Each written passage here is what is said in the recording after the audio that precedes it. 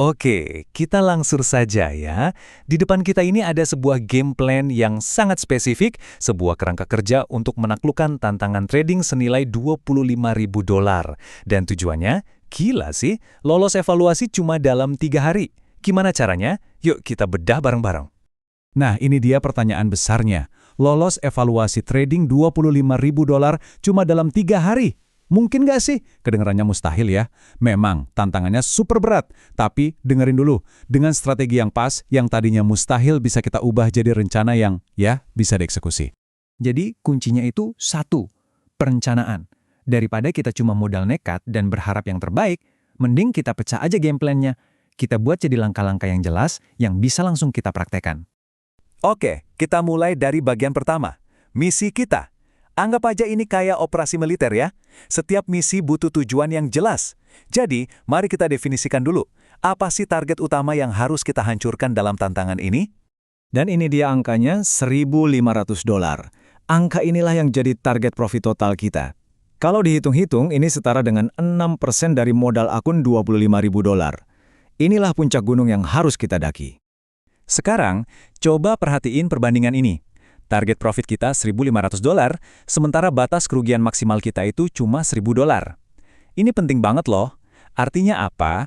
Artinya, ruang untuk kita cari untung itu lebih besar daripada ruang untuk kita bikin kesalahan. Nah, ini dia parameter risiko utamanya. Lanjut ke bagian kedua, perlengkapan trading Anda.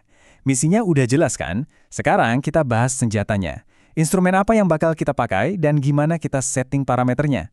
Inilah yang akan jadi andalan kita selama 3 hari ke depan. Oke, kita nggak akan trading sembarangan. Kita fokus ke 2 instrumen futures mikro, MNQ, itu Micro E-mini Nasdaq 100, dan MGC atau Micro Gold.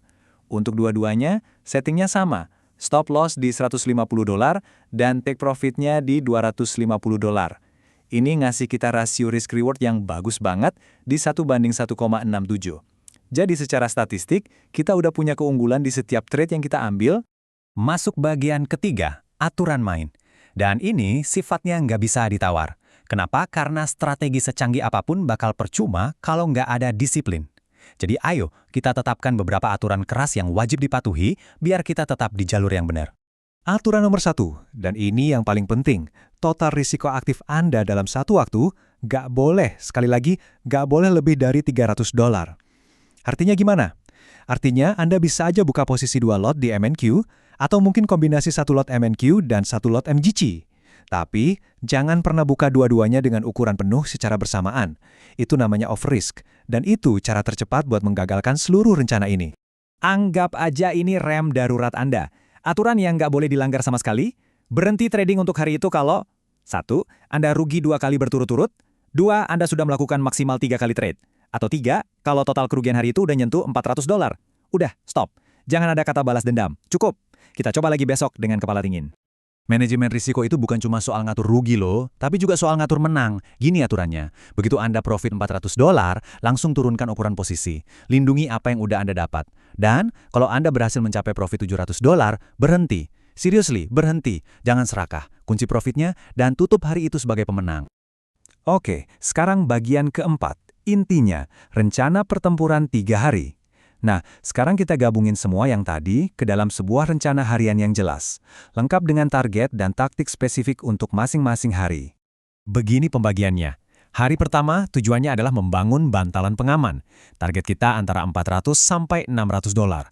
Fokus utamanya simpel, jangan sampai rugi besar. Masuk hari kedua, nah, disinilah kita mulai menekan. Targetnya lebih tinggi, antara $600 sampai $800, dan kita bisa sedikit lebih agresif. Terakhir, hari ketiga, ini hari penyelesaian. Selesaikan sisa target yang ada. Kalau targetnya tinggal dikit, langsung turunkan ukuran posisi. Misi kita adalah melindungi modal dan profit yang udah didapat. Bagian kelima, 2 setup entry elite. Rencana udah ada, aturan udah jelas. Sekarang, mungkin ini bagian yang paling ditunggu-tunggu. Kapan dan gimana caranya kita masuk pasar? Kita nggak akan pakai banyak indikator ribet. Kita fokus cuma pada 2 setup entry yang murni berdasarkan pergerakan harga atau price action. Oke, setup yang pertama adalah the pullback atau koreksi. Ini pendekatan yang klasik banget sih. Intinya, kita itu kayak berselancar. Kita cuma ikutin ombak tren yang udah jelas terbentuk. Prosesnya ada 3 langkah simple. Pertama, sabar, tunggu harga balik lagi ke zona kunci, misalnya area supply atau demand.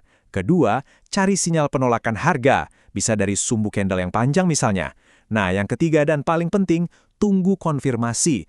Konfirmasinya itu break of structure kecil yang nunjukin harga udah mulai gerak ke arah yang kita mau. Ingat ya, kita masuk setelah ada konfirmasi, kita bukan lagi berjudi di sini. Lanjut ke setup kedua. Dan jujur, ini yang sangat direkomendasikan, the liquidity sweep. Kenapa? Karena strategi ini lebih kuat. Di sini kita bukan cuma ngikutin tren, tapi kita justru memanfaatkan trader lain yang kejebak sama pergerakan harga palsu. Ada 3 langkah yang wajib terjadi nggak bisa ditawar. Pertama, harga harus menyapu likuiditas. Maksudnya, dia nembus sedikit aja level high atau low sebelumnya buat memicu stop loss orang lain. Kedua, setelah nyapu, harga harus langsung berbalik arah dengan cepat. Dan ketiga, harus ada konfirmasi patahan struktur kecil atau sering disebut change of character. Ini bukti kalau pergerakan tadi itu cuma jebakan. Nah, disitulah kita masuk pas setelah jebakannya terkonfirmasi. Oke, kita sampai di bagian terakhir, bagian ke-6, filosofi inti. Di balik semua aturan, semua taktik tadi, sebenarnya ada satu filosofi utama yang jadi jantung dari keseluruhan strategi ini. Apa itu? Dan inilah intinya, sederhana tapi sangat kuat. Tujuannya bukan banyak trade, tapi 1-2 trade berkualitas tinggi.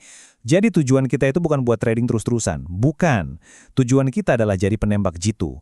Menunggu dengan sabar dan hanya menekan pelatuk untuk 1 atau 2 kesempatan dengan probabilitas paling tinggi. Kualitas, bukan kuantitas. Jadi, sekarang Anda udah punya kerangkanya. Game plan-nya udah terbentang jelas di depan mata. Pertanyaannya sekarang bukan lagi soal gimana strateginya, tapi lebih ke siapa eksekutornya. Pertanyaannya untuk Anda, apakah disiplin Anda siap untuk menjalankan misi ini?